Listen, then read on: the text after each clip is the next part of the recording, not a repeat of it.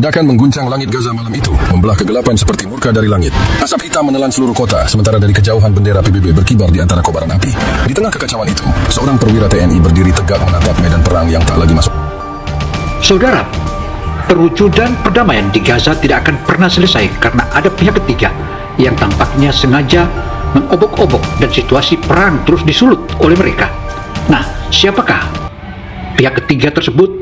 Tampaknya mereka adalah kelompok dari perdagangan senjata dan sekaligus mengatur mobilisasi perminyakan di wilayah Timur Tengah. Karena itu saudara, mari kita ikuti media ini karena ini begitu penting untuk kita bongkar dan bongkar.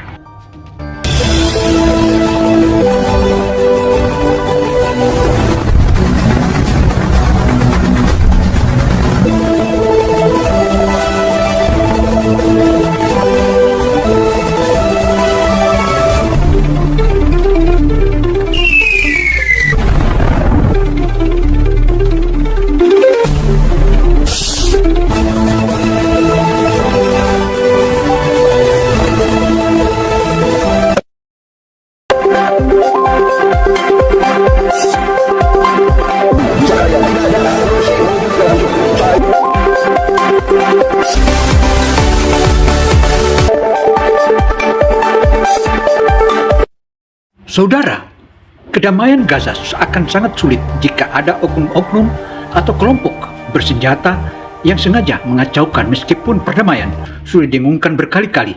Bahkan akan terjadi terus pelanggaran karena tertampak di tengah-tengah antara Gaza dan Israel atau Palestina sama Israel. Ada pihak ketiga yang sengaja mengacaukan situasi peperangan ini sehingga perang akan terus bergejolak. Tampaknya mereka dari kelompok bersenjata. Karena itu saudara, mari kita ikuti. Ledakan mengguncang langit Gaza malam itu. Ledakan mengguncang langit Gaza malam itu, membelah kegelapan seperti murka dari langit. Asap hitam menelan seluruh kota, sementara dari kejauhan bendera PBB berkibar di antara kobaran api. Di tengah kekacauan itu, seorang perwira TNI berdiri tegak menatap medan perang yang tak lagi masuk akal. Pasukan dunia bertempur bukan melawan musuh, tapi melawan kebenaran yang disembunyikan. Dan saat dunia menonton dalam diam, satu pertanyaan menggema di benaknya. Siapa sebenarnya yang mengendalikan perang ini? Di tengah kesibukan itu, sebuah pesan video datang dari Baku, Azerbaijan. Kolonel Farid Aliyev, seorang perwira muda yang cerdas, berkata, Jenderal Arman, kami siap mendukung penuh. Jika dunia butuh pemimpin, biarkan dua negara kecil ini menunjukkan arti keberanian. Saudara, eksistensi Tentara Nasional Indonesia atau TNI di Gaza, Palestina makin diperhitungkan oleh lawan, terutama Israel. Hal ini bukannya diperhitungkan karena memiliki kekuatan yang maha dahsyat, tetapi memiliki disiplin yang maha tinggi. Dari negara-negara lain begitu segan, selain TNI begitu disiplin, juga menampakkan salah satu kekompakan yang maha dahsyat. Jenderal Arman tersenyum tipis. Baik, Kolonel, kita akan menulis sejarah bersama. Puluhan negara mulai mengirim perwakilan, namun komando utama tetap dipegang Indonesia dengan Azerbaijan sebagai wakilnya.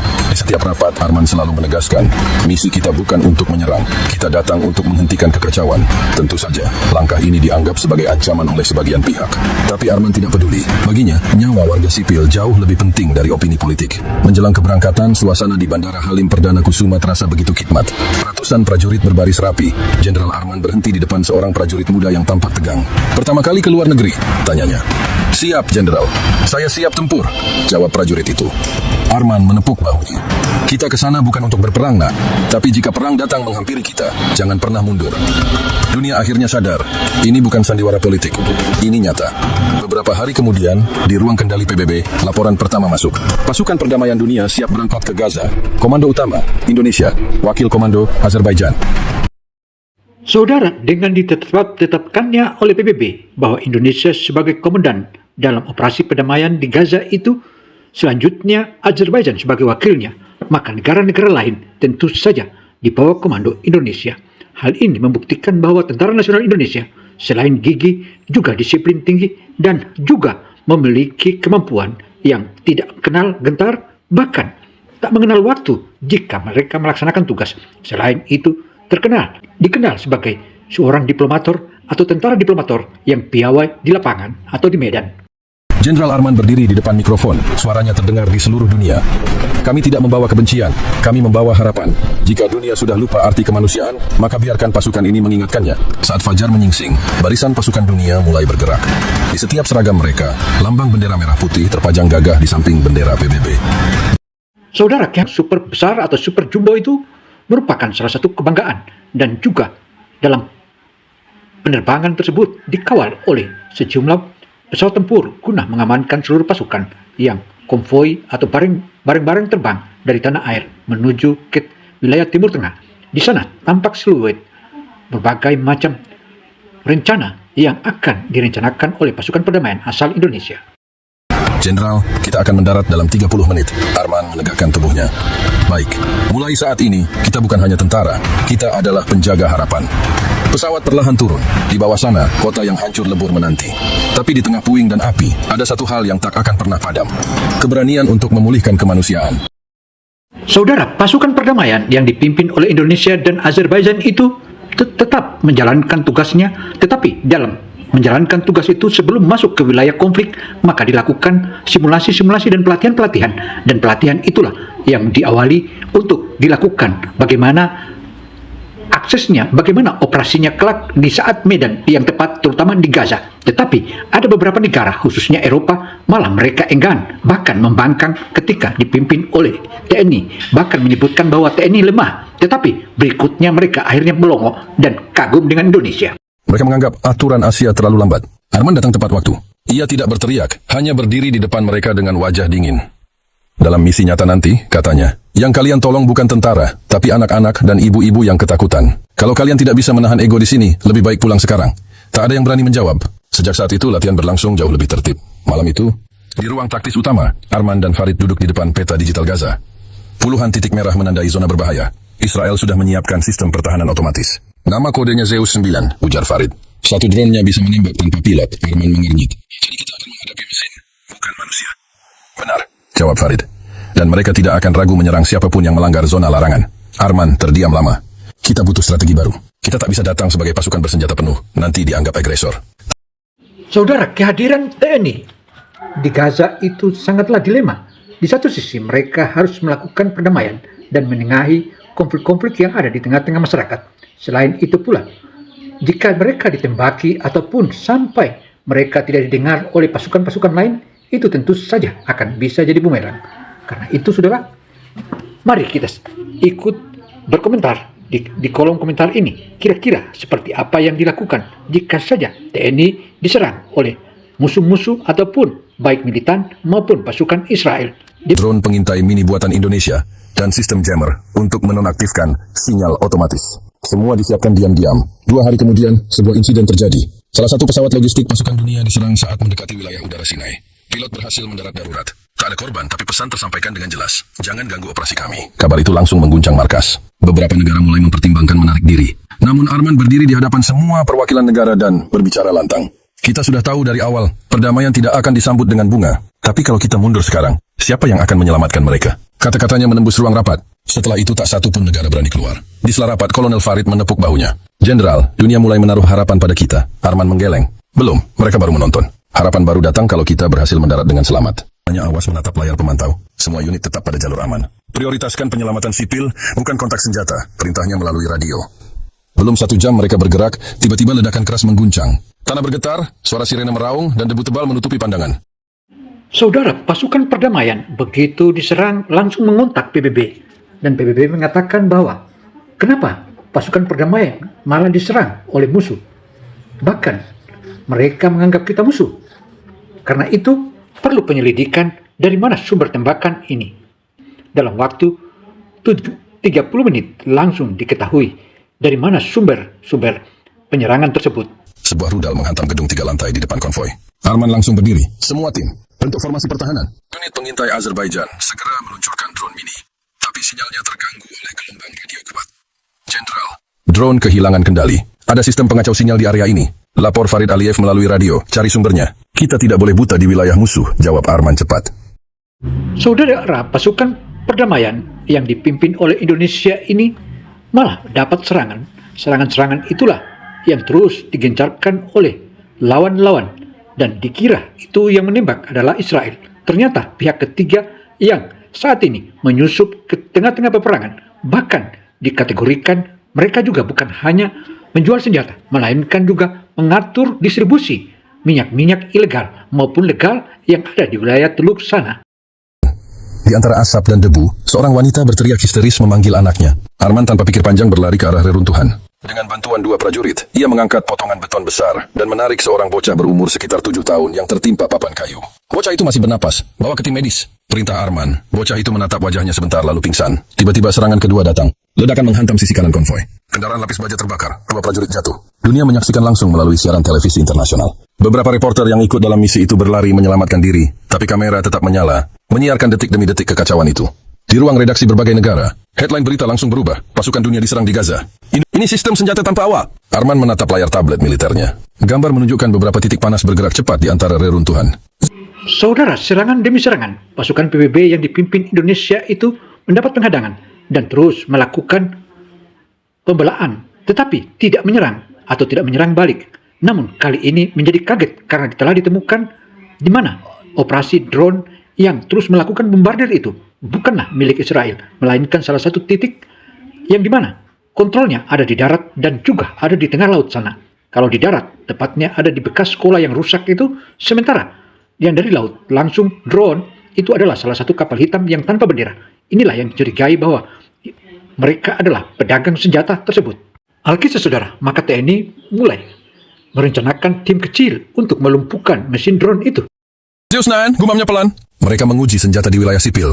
Tanpa menunggu, Arman memerintahkan satuan siber TNI menyalakan jammer portable. Beberapa detik kemudian, sistem pengendali musuh mulai kacau. 2 drone bersenjata jatuh menghantam dinding beton. Namun serangan belum berhenti. Ledakan ketiga mengguncang posisi pasukan gabungan dari Eropa. Mereka panik. Sebagian mundur tanpa koordinasi. Arman segera berlari menghampiri dan berteriak, "Jangan mundur.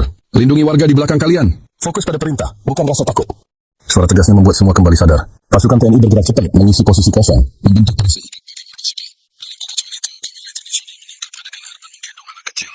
perintah lewat radio. Gambar itu viral ke seluruh dunia dalam hitungan jam. Sementara itu, di tenda medis darurat, prajurit Indonesia dan Azerbaijan bekerja tanpa henti. Mereka menambal luka dengan perban seadanya, menyuntikkan cairan infus di lantai berdebu, dan menenangkan warga yang trauma sore menjelang malam. Suara tembakan perlahan berhenti. Tim pengintai memastikan tidak ada ancaman langsung. Arman duduk di tanah, kelelahan, seragamnya penuh debu dan darah. Kau menyiarkan semuanya, kata Farid. Mereka melihat bagaimana pasukan kita bertahan tanpa membalas serangan. Dunia mulai berpihak pada kita. Arman bangkit, mengambil helmnya. Kita tidak datang untuk mencari dukungan. Kita datang karena manusia di sini butuh kita. Malam itu, pasukan dunia membuat perkemahan sementara di reruntuhan sekolah. Suara tangisan anak-anak masih terdengar di sudut-sudut ruangan. Arman berjalan keliling, memastikan semua prajurit tetap siaga. Sebelum tidur, ia duduk di depan tenda, menatap langit hitam tanpa bintang. Ia teringat kata-katanya di markas. Kita bukan datang untuk berperang. Tapi kalau perang datang pada kita, jangan mundur. Kini perang benar-benar datang. Dan ia tidak punya pilihan selain terus maju. Saat dini hari tiba, suara helikopter terdengar di kejauhan. Bantuan medis dari markas utama datang membawa logistik tambahan. Dari radio, operator melaporkan kabar penting. Jenderal, kita temukan lokasi sumber kendali. Zeus 9, ada bunker bawah tanah di utara. Gaza, koordinat dikirim sekarang. Arman, berdiri dan menatap peta digital yang bersinar di kegelapan. Persiapkan tim infiltrasi. Besok pagi kita akan ke sana, katanya tegas. Kolonel Farid mengangguk. Itu zona paling berbahaya, Jenderal. Arman menatapnya lurus. Kalau itu pusat kekacauan, maka di sanalah kita harus ada. Malam sebelumnya, di perkemahan darurat, pasukan dunia bersiap diam-diam. Hanya suara sepatu dan gesekan senjata yang terdengar.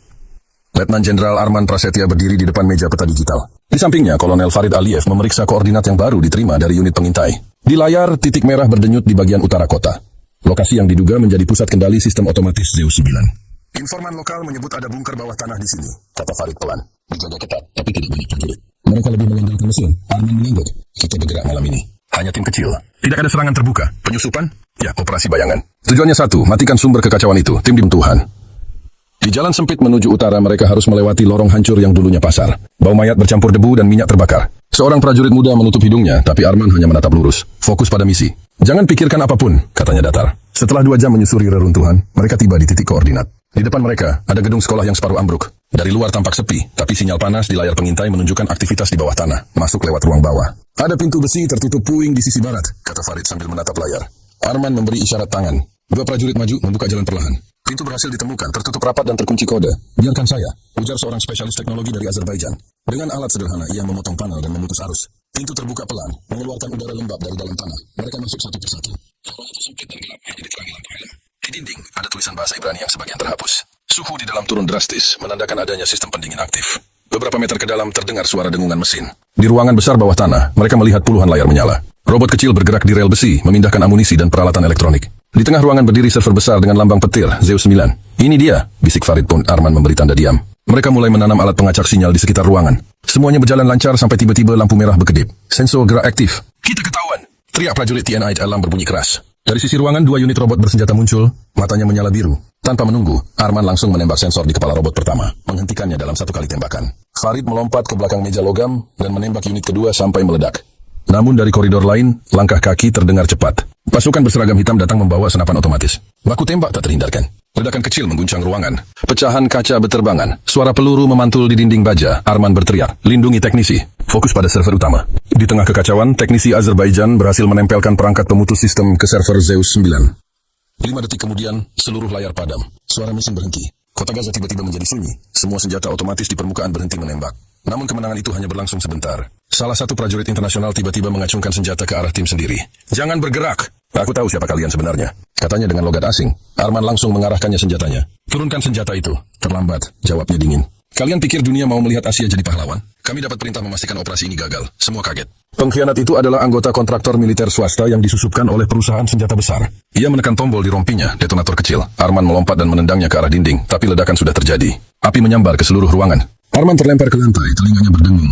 Sebagian tembok runtuh menimpa 2 prajurit. Farid, kau masih hidup? Teriak Arman di tengah asap. Ada di sini. Jawab Farid serah. Tapi kita harus keluar sekarang. Dengan sisa tenaga, mereka menyeret rekan yang terluka menuju tangga darurat. Api mulai membesar. Dari atas, tim penjemput mendengar ledakan dan segera menurunkan tali evakuasi. Yang mati. Malam itu, tim kembali ke markas dalam keadaan babak belur. Dari 12 orang, hanya 8 yang pulang hidup-hidup. Dunia tidak tahu detail misi itu, tapi hasilnya langsung terasa. Serangan udara berhenti. Kota Gaza mulai tenang untuk pertama kalinya setelah berbulan-bulan. Di ruang komando PBB, laporan resmi disiarkan. Sistem senjata otomatis di Gaza dinonaktifkan. Operasi dinilai berhasil, namun tidak ada yang tahu apa yang terjadi di bawah tanah malam itu. Hanya Arman dan pasukannya yang membawa kenangan pahit itu. Saat semua orang merayakan keberhasilan, Arman duduk sendirian di depan tenda komando. Ia menatap langit gelap dan berkata pelan, kalau perdamaian harus dibeli dengan darah, maka biarlah darah kami yang menebusnya. Tapi konspirasi yang lebih besar baru saja terbuka.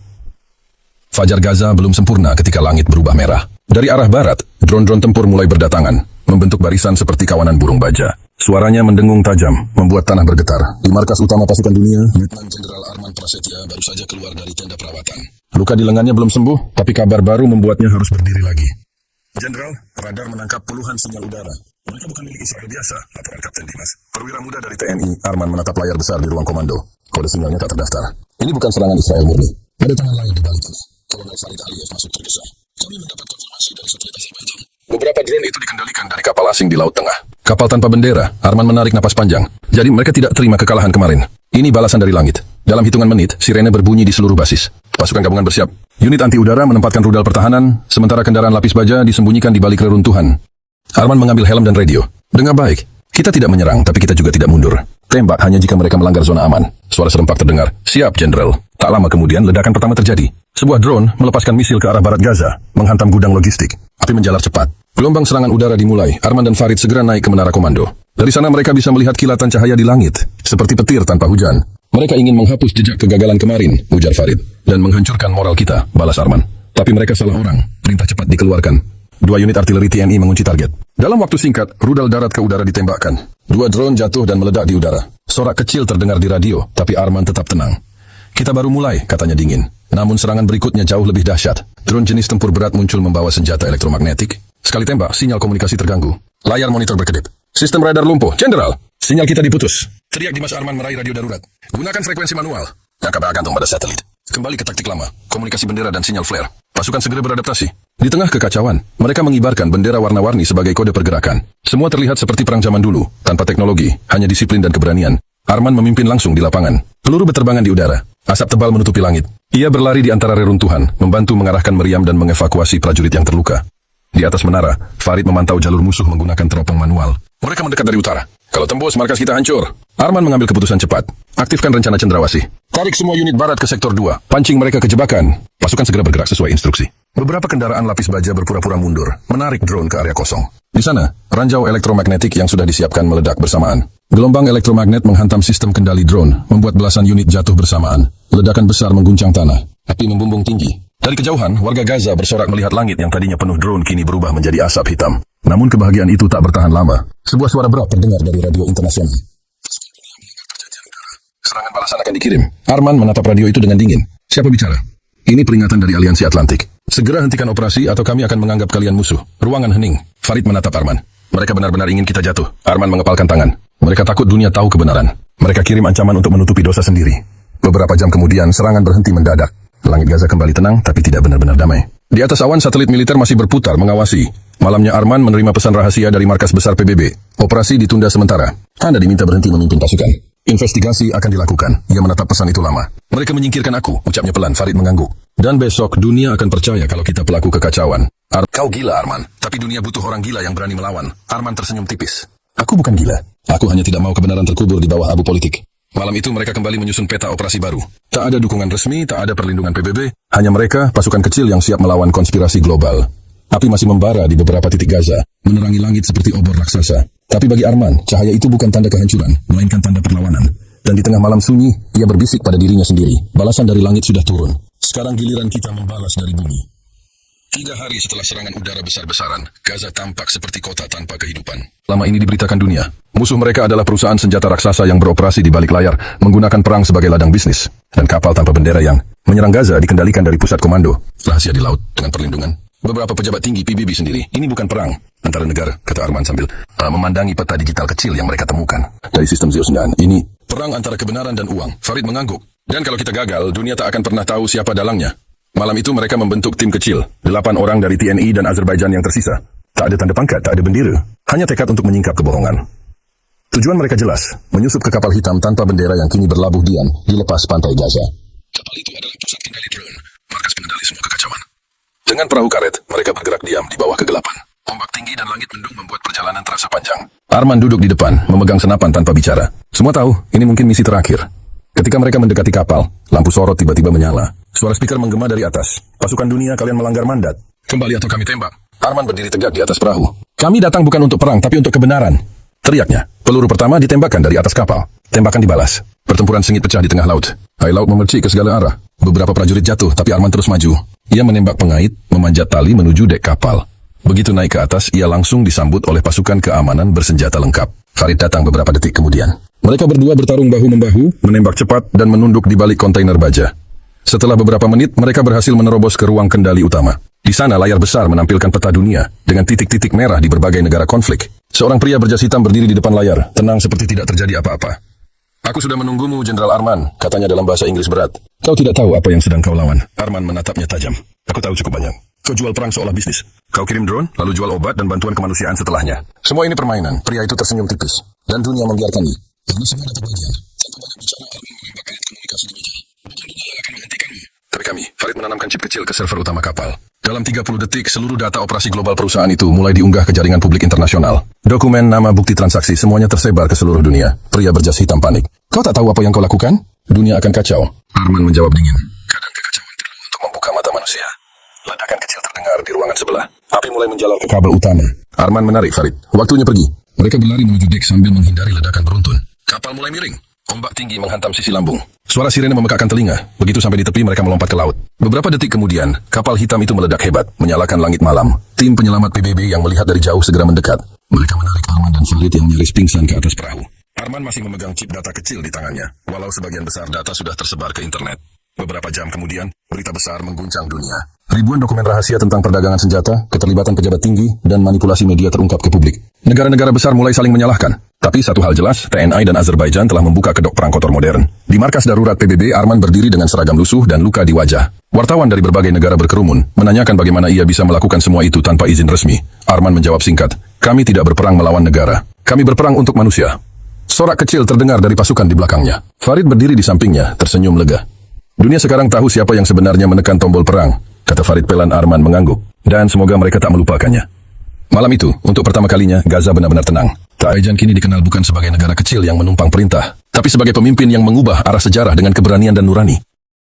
Demikianlah paparan opini Kino Television Indonesia. Semoga informasi tentang operasi PBB atau UNIFIL Indonesia dan Azerbaijan ini bisa membawa dampak positif guna amannya kondisi Palestina dan Gaza. Dan saatnya Indonesia berbakti. Saatnya Indonesia dan Azerbaijan tunjukkan kepada seluruh bangsa-bangsa di dunia bahwa Indonesia adalah cinta damai. Sebagaimana Undang-Undang Dasar 1945 bahwa penjajahan di atas muka bumi itu harus dihapuskan karena tidak sesuai dengan peri kemanusiaan dan peri keadilan. Demikian paparan sejumlah sumber. Bravo, Indonesia, maju terus Indonesiaku. Saya Gino Samsudin Mister melaporkan. Wassalamualaikum warahmatullahi wabarakatuh.